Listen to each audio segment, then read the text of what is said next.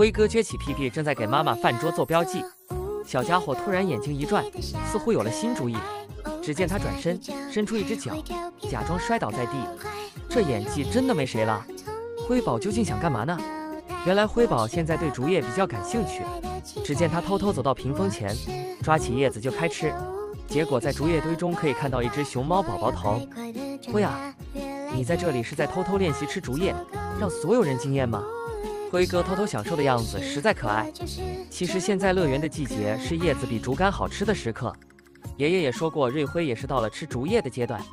爷爷姨母每天都会给他们准备好嫩竹叶，插在双胞胎树上，方便他们随时能进行吃竹叶练习。辉宝吃着吃着，估计突然收到了肚子发出的信号。